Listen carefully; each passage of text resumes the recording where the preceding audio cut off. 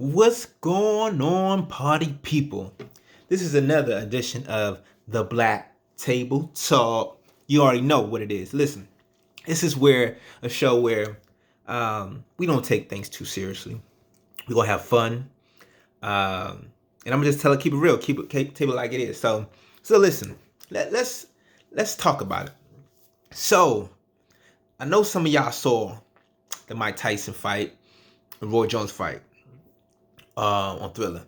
But let before I get to that fight, let's talk about the Nate Robinson and Jake Paul fight. Yo, listen, boxing is not something that you play. It's something you do. It's a lifestyle. I've been around boxing my whole life. My family grew up in boxing. And it's something I thought I want to do, and I started seeing people get hit, and I'm like, maybe that's not what I want to do. But it's very cool. Like I've done boxing. I got to get back in it, train. But listen, people who think they're fighters, maybe really not fighters. Everybody that think they can fight, maybe cannot really fight. Maybe you can fight in the street because there's no rules. But when you get in a boxing ring, it's a whole nother thing. And this is something you don't do. You don't talk trash before you about to fight. I know some people do it to sell tickets and all that stuff. For me, I'm going to let these speak for itself because listen, if I lose, if I get knocked out, they be like, what's all that you were saying, player? What's all that you were saying? You ain't back it up.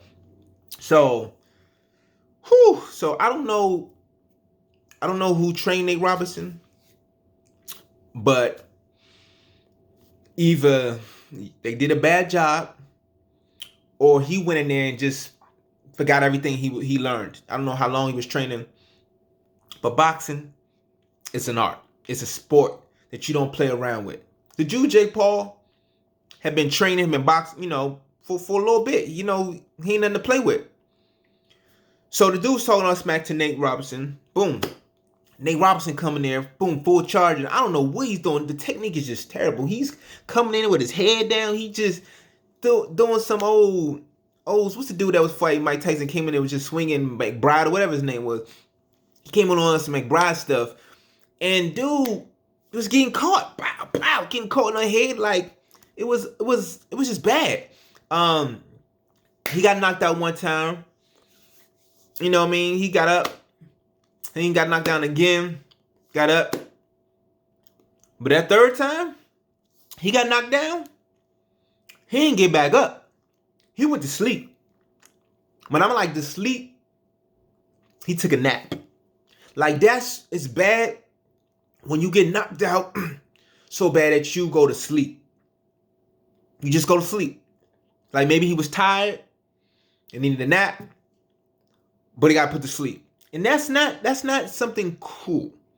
You only trying to get put to sleep. It's one thing to get knocked out, but to get put to sleep, it mess with your ego right here. I'm just happy that it wasn't done through February, Black History Month, because it would have took us back. It would have took us all the way back to the Freddie Douglass days. Like it would have took us back. So I'm glad that Nate Robinson is good. He's cool. He's gonna have to take this one, like a champ. Take it on the chin. Well, not a chin, but anyway.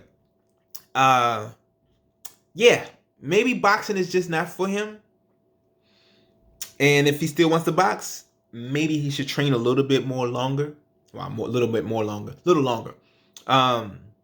Because man, like had that been me, had I got knocked out and put to sleep like that, when I finally got up, I would have got out the ring, went straight to the airport, flew to another country, and probably never came back for at least a year. Because, man, when the brothers roast you, it's one thing to get roasted. But when your black people roast, man, we go in. We got memes. We got reenactments. We got Twitter. Like it was a post that Nate Robinson said, I'm going to shock the world before the fight. Steph Curry responded, no lies. No lies. Like, brother didn't lie now. Like, he shocked the world because we didn't expect him to get knocked out like that. I hadn't seen the skills, so I don't know. But listen, Boxing ain't for everybody. It ain't for the weak at heart. You better come in there and you better listen. Because we even know boxers who box for years get knocked out and put to sleep. So it ain't uncommon. But you can't come in there with your technique all whack, get your head down, not putting your hands up. Like, protect yourself at all times. A dude got hit in the back of the head, got hit in the face, like you point to it, he was getting hit. Like, wow, okay. Whew. So yeah, Mike Tyson fight, Roy Jones, that was good, man. Mike Tyson was hitting Roy Jones some body shots. He was out of it. He was out of breath. He was like, listen, I ain't trying to fight again. Mike was like, let's do it again. He was like, nah, I'm good. Like, you know you's good when you getting paid to do it and you like, nah, I'm good. This brother is 54 years old and still hits like a brick, like a Mack truck. I'm good. Like, I'm just thankful that Roy Jones last didn't get knocked out. But yeah, that was some legends fighting right there. One of the hardest jobs out there is comedy. Doing comedy, doing stand-up, because now in the day and age we're in, people are so sensitive. In their feelings, you can't say this, you can't say that. And I mean, I can get it to one thing to go out there and say something that's just totally disrespectful to a certain type, certain people and everything. But if it's your opinion and you're saying it as your opinion, then can you respect that everybody has an opinion, right? I don't have to agree with what you say, agree with what you do, but it's your opinion. But everybody in comedy, you got to tiptoe, you got to walk on eggshells of what you can say, what you can't say, and it's getting very hard for comics. Dave Chappelle, he's one that's he's gonna say what he feels and say what he wants. And I mean, because when you fearless, the dude lost everything. He walked away from a show and lost everything. When you hadn't seen him on TV and in the movies and stand up what brought him back. Stand up, and that's his safe space. He can say things and do things because it's Dave Chappelle. It's Dave Chappelle. So, it's unfortunate, what happened with him and with Comedy Central. But that, like I said, he signed a contract. And that's one thing when as even not just as black African Americans, but just not as African Americans, but as artists in general. You got to make sure you just sign good contracts. Don't get greedy, not to go greedy. Don't get too tempted by the fruit that's placed in front of you. It may look good, but read the fine print. Make sure you have the lawyers, somebody that you trust. Read, because you don't want to see your stuff out there and you're not getting paid for it. Something that you created. Like, it takes us all the way back to slavery. You're doing the work, but you don't have no ownership. Don't have no ownership. We need to have ownership. It's important. So if you're really about reparation and you're really about us having our stuff, make sure you give people their stuff back. Because you're making money off of someone else's name. Someone else's grandfather's name. Somebody else's blood, sweat, and tears. So guys, ladies, let's stop giving away our stuff. Let's make sure that we have ownership. So if it means you got to take a small bit in the beginning to get more in the end, then do that.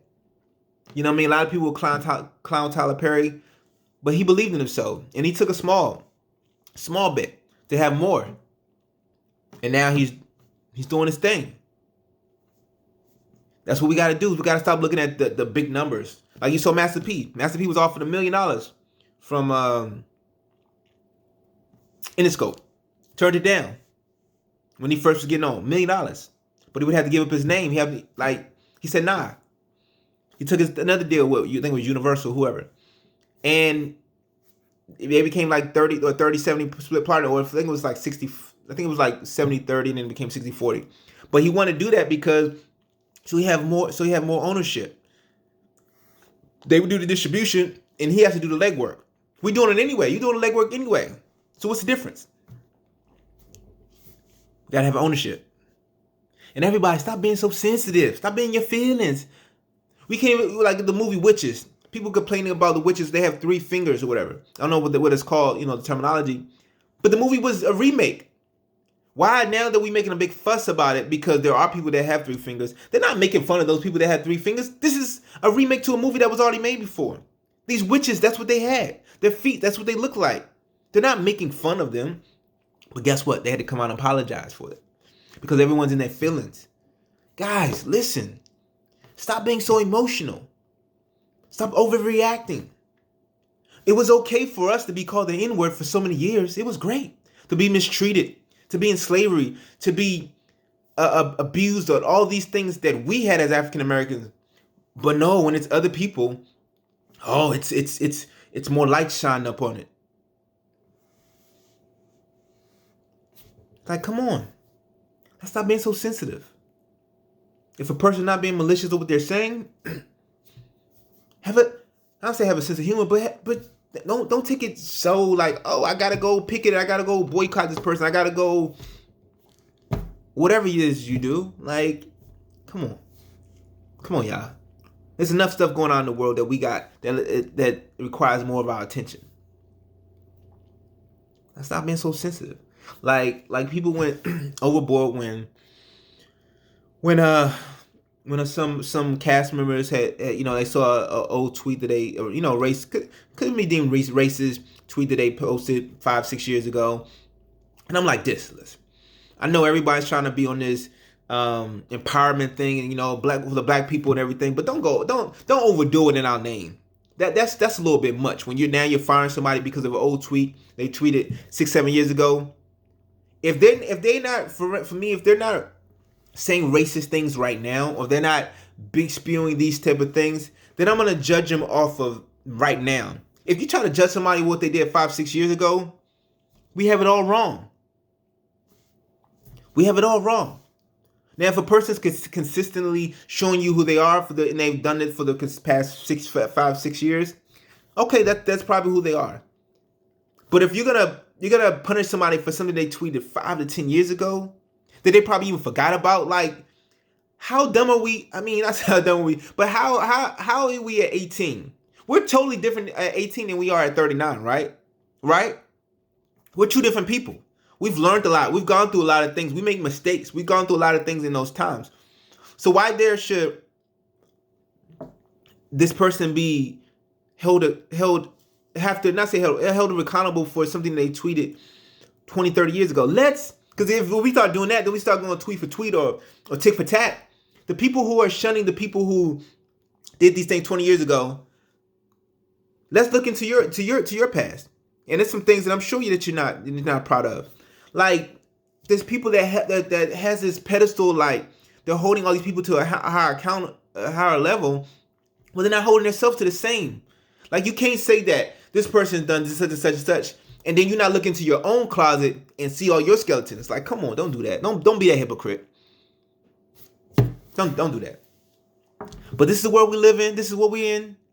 Everybody's sensitive. Everyone's gonna go back and look at your tweets. Just stop tweeting. Just don't tweet those things because they're gonna come back to haunt you.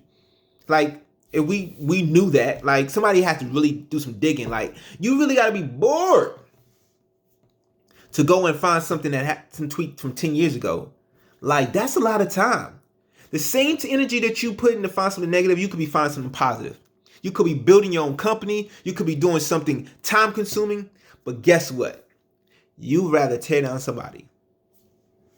That's what we do. We simply try to tear down people instead of building it up. But nah, I don't believe in that. I believe in building each other up. I believe in rehabilitation. I believe in you make a mistake, you own it, and we get through it. You simply now have to apologize for something you tweeted 10 years ago when you don't forget. Like, half of y'all don't remember what you did yesterday, let alone 10 years ago. Come on.